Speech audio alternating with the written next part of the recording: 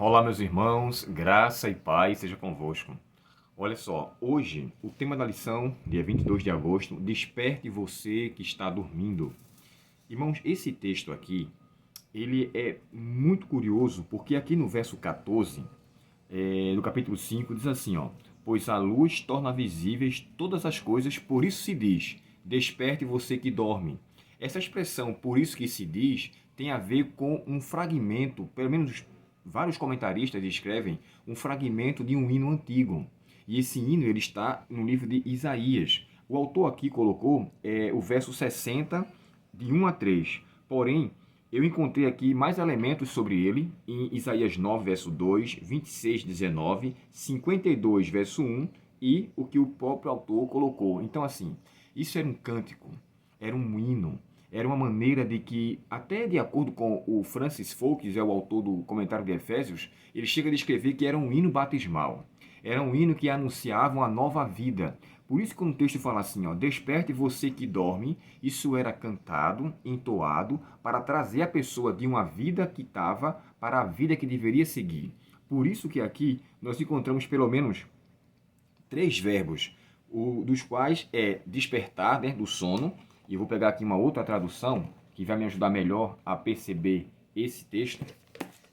Aqui na mesma carta, tá, de Paulo aos Efésios, e no capítulo 5 e o verso 14 fala da expressão de despertar. Primeiro verbo, despertar do sono. Segundo verbo, se levantar, ou seja, trazer de volta a vida, ressuscitar, como diz o texto aqui, levanta-te entre os mortos. E o terceiro ponto, Cristo iluminará. Então, assim, envolve despertar, né, do sono, o sono espiritual, levantar da morte para a vida e depois ser iluminado daquilo que vivia nas trevas da escuridão e iluminado pela luz do Senhor. E agora, diante desses textos e dessas expressões, eu entendo que o apelo aqui é que se desperte. Sabe, irmãos, existe uma coisa que me entristece muito o coração. Quando eu vejo pessoas que querem viver como estão, conformados com a realidade da sua vida de pecado e não se atentam para viver uma vida diferenciada. E isso é preocupante demais. Por quê?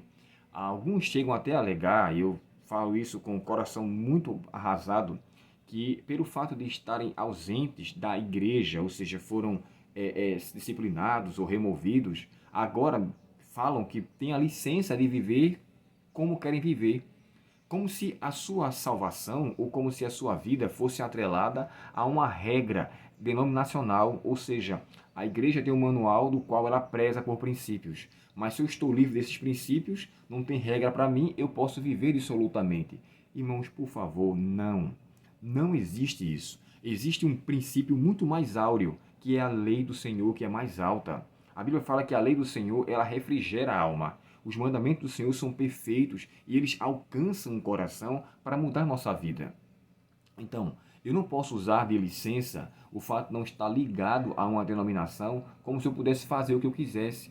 A lei de Deus é para todos. Deus quer que todos se despertem. Deus quer que todos saiam de uma vida de trevas para andar numa vida de luz. Então, assim, aqui eu entendo que de forma muito, muito interior, Paulo se preocupa quando ele fala assim, ó: as obras infrutíferas das trevas. Por que obras infrutíferas?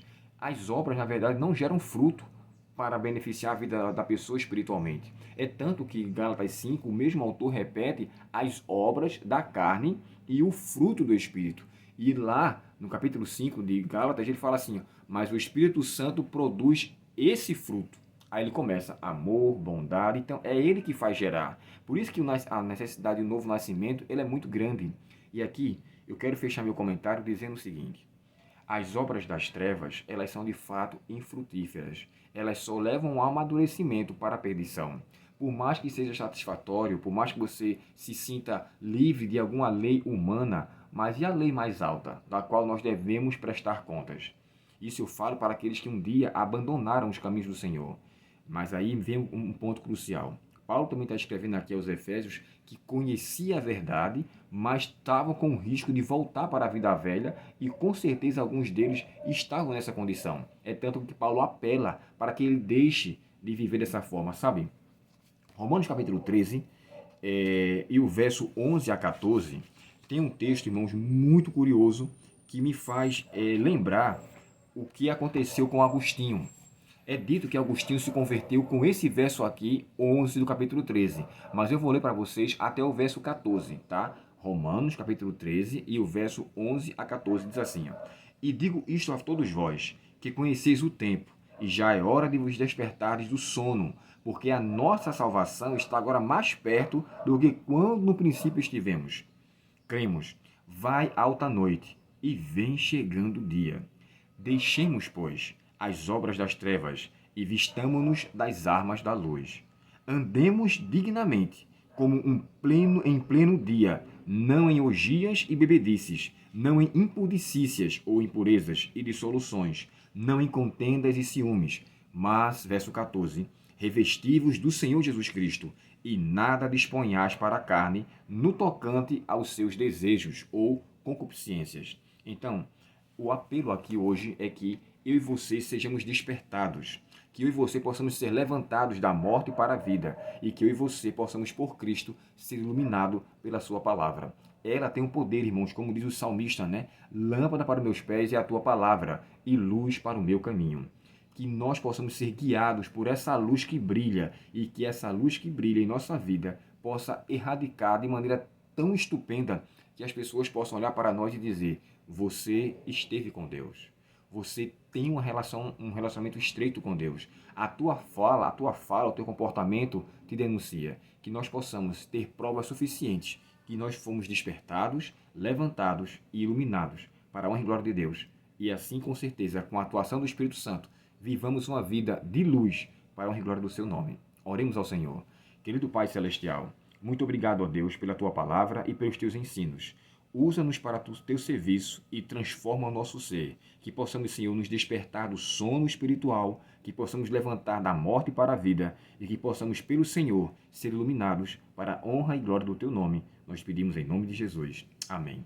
Deus te abençoe, um ótimo dia em sua presença e nos ajude compartilhando nossos vídeos, curtindo o nosso canal e se inscrevendo se esse vídeo for relevante para você. Demonstre, né, uma certa ajuda para essa causa. E eu quero aqui, de forma aqui especial, agradecer a pessoas que sempre curtem e compartilham. A irmã Catarina, né, é uma pessoa muito especial. A irmã Catarina, ela é da África. E tem também o irmão Diego, que é daqui da minha região, de Olinda.